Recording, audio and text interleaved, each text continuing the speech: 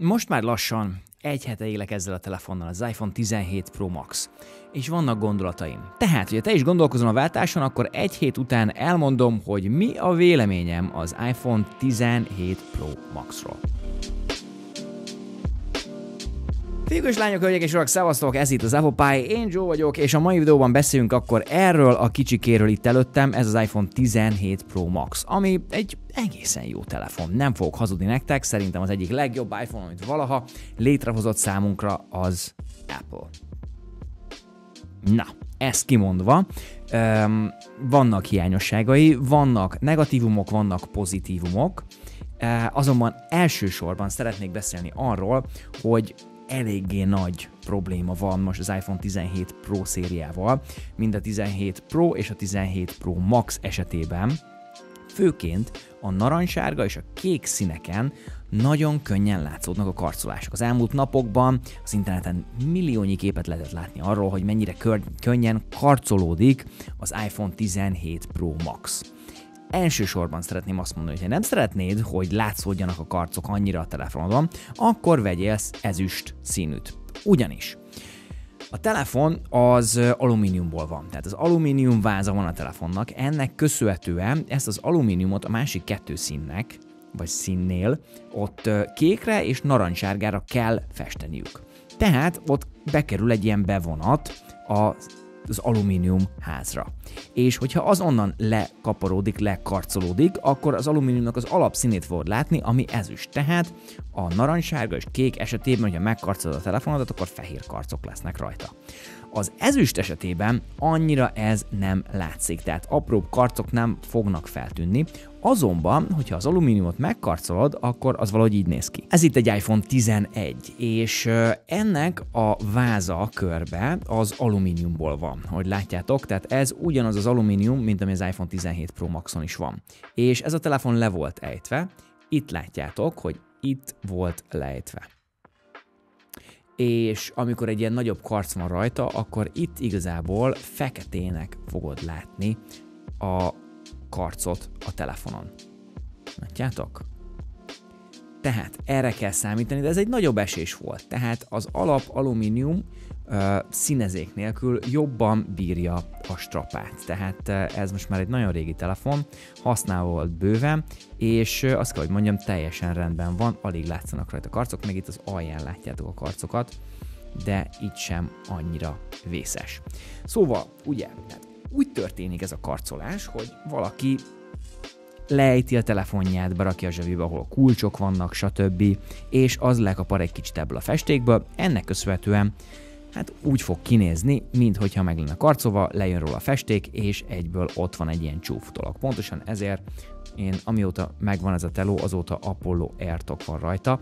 Észre se veszed, hogy rajta van amúgy, de mindenhol véd. Itt a kameránál is van ilyen kamerasziget, védő, itt alul is teljes mértékű védelem van, tehát összességében az egyik legjobb védelmet tudja biztosítani számodra, anélkül amúgy, hogy elrejtenéd a telefonodnak a színét, mert hogy ez olyan, mint hogy egy üvegtok lenne, és ugye a narancssárga, meg a kék esetében ott meg akarod mutatni a színeket, tehát szerintem ez egy nagyon-nagyon jó döntés. Mindenféleképpen rakjatok, használjatok, védekezzetek, használjatok védelmet az első pillanattól kezdve, hogy a kezetekbe veszitek a telefont. Az első naptól kezdve tokban van, tehát semmilyen fajta ilyen hibát nem veszek észre, nem volt még lejtve, úgyhogy ilyen dolgokat nem teszteltem vele, talán lehet, hogy egyszer le kéne ejteni, és megnézni, hogy mi történik, mármint, hogy tok nélkül, és akkor látnánk, hogy milyen sérülések vannak, de ezzel a telefonnal nem fog megcsinálni, bármennyire is szeretnétek. Még a pozitívumok, mik a negatívumok? A pozitívum maga az, ahogy a kezemben tartom, kényelmes, lekerekített szélekkel, bár mondjuk itt van rajta a toknak is alapból lekerekített széle van.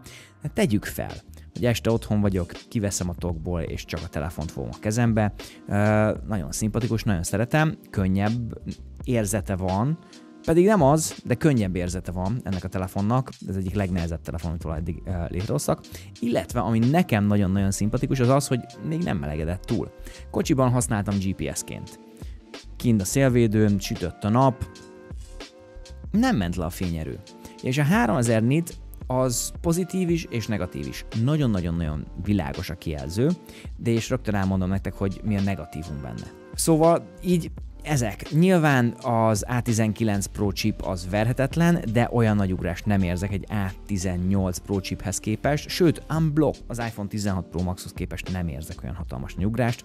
Magán a hőháztartáson kívül, az anyaghasználaton kívül, ami véleményem szerintem úgy nekem eléggé pozitív, nekem tetszik, hogy ilyen lett, egy kicsit megváltoztak itt a dolgok, optikailag jobban néz ki, és az optikája is jobb lett, de erről majd beszélünk.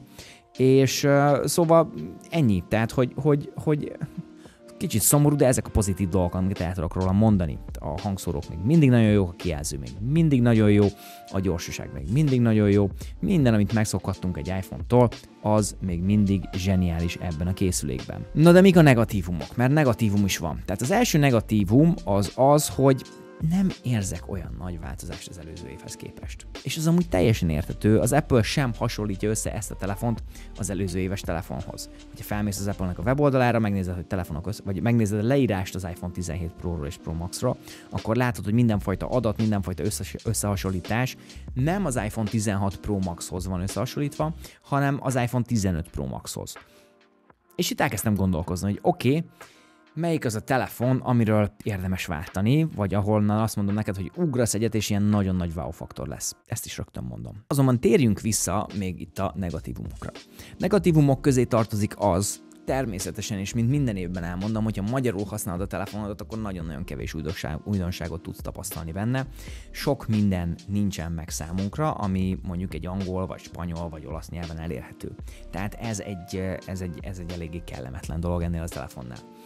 Ami szimpatikus az, hogy volt kamera upgrade, és ott ugye a telefotókamerát frissítették, 48 megapixeles lett a telefotókamera, ami tök jó. Ami annyira nem jó, és itt térek vissza arra, hogy optikailag mi a csalódás, hogy nem nagyon tudom megmondani a különbséget egy iPhone 15 Pro Max, egy iPhone 16 Pro Max és egy iPhone 17 Pro Max között.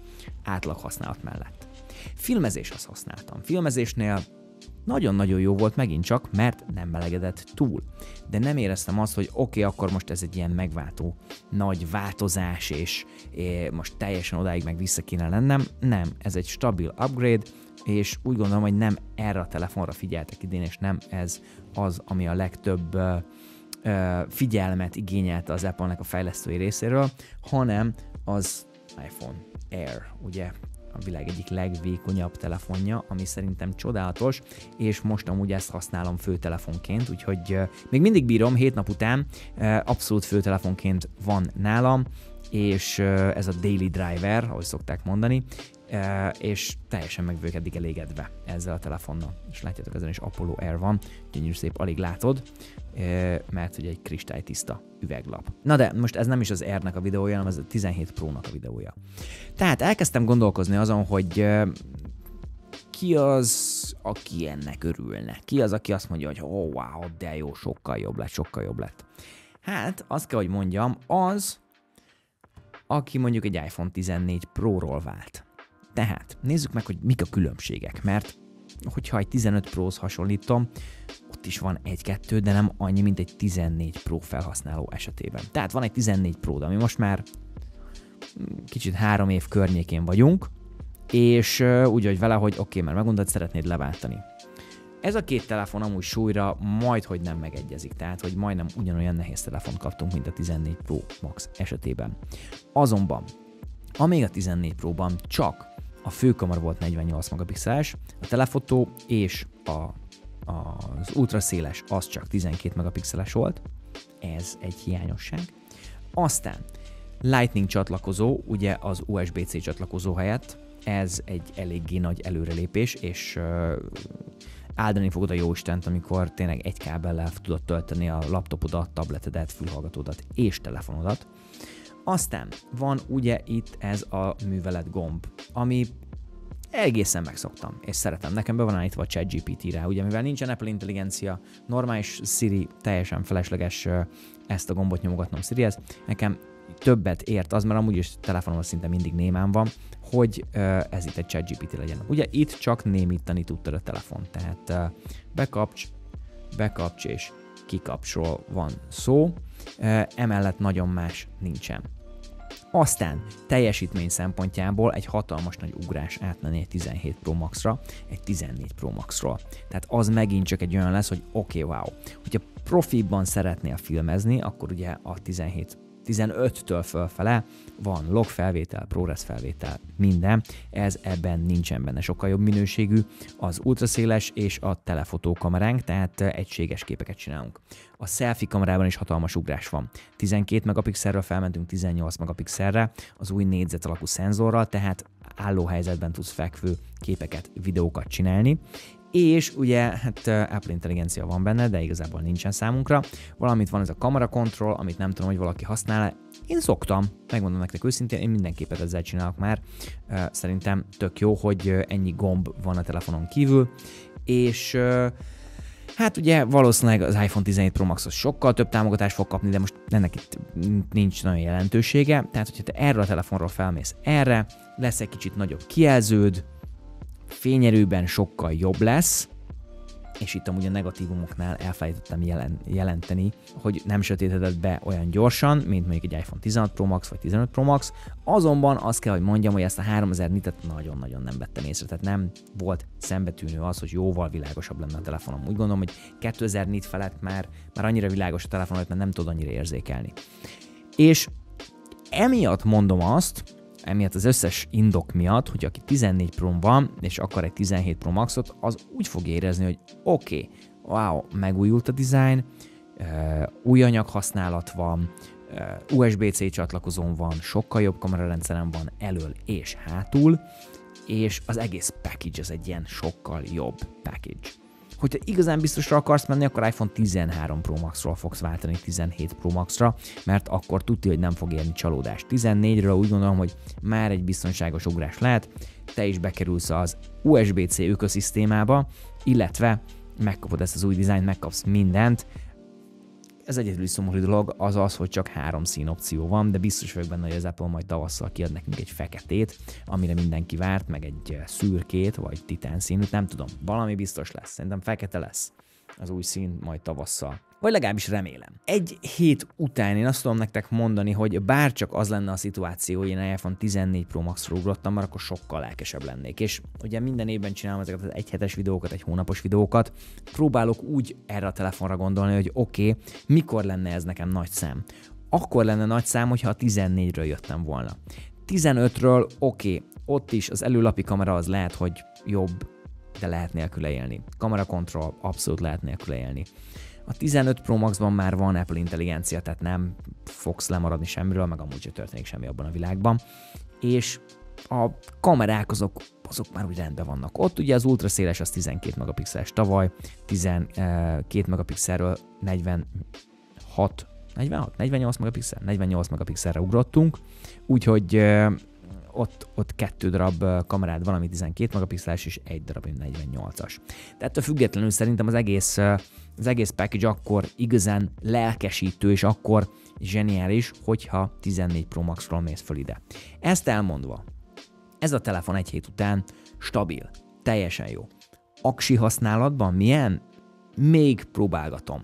Tehát az egy napokat bírogatja, de hogyha ugyanúgy használom, mint a 16 Pro Maxomat, akkor mit tudom, mondjuk 5-10%-kal több aksi időm van csak, mint a 16 Pro Max esetében. Ami csalódás, mert azt mondták, hogy jóval több lesz az aksi idő. Lehet, hogy a SIM-kártyás modell esetében ez nem így van, lehet, hogyha az amerikai modell lenne nálam, ugye az állítólag 2 órával több videólejátszást tud, tehát lehet, hogy az egy jobb indikátor lenne arra, hogy valójában mennyit is tud ez új iPhone 17 Pro és Pro Max-nak az aksia. Nem csalódás, de nem is egy olyan hatalmas nagy wow érzés. Jobban lázba hozza az, hogy egy picikét változott a dizájn. És tudom, bármennyire is bugyuta az, hogy egy ilyen hatalmas kameraszigetünk lett. Így, hogy tokban van, legalább nem billeg a telefon. Imádom. Tehát, hogyha ilyen Apollo R-en gondolkoztok, nyugodtan, mert ebben nem fog billegni a telefon. És hülyeség azt mondani, hogy már emiatt megérte nekem? Valószínűleg hülyeség, de úgy érzem, hogy oké, cool. El kell hitetnem magammal, hogy egy régi telefonról ugrottam, és onnantól kezdve minden happy lesz, és minden jó lesz. Tegyétek ti is így, hogyha gondolkoztok egy váltáson, 15 előtt nem javaslom a váltást, vagy hát 15 és utána nem javaslom a váltást, 14-ről már úgy gondolom, hogy okés lehet. Úgyhogy egy hét után ez a véleményem. Stabil telefon, tök jó vele lenni, de ami engem igazából lázba hoz, az az iPhone Air. Pontosan ezért használom ezt napi szinten. Úgyhogy fiúk és lányok, ez volt az egyhetes review erről a készülékről. Következő videóig vigyázzatok magatokra. Én Joe voltam, az Apple Pie-ban. Szevasztok!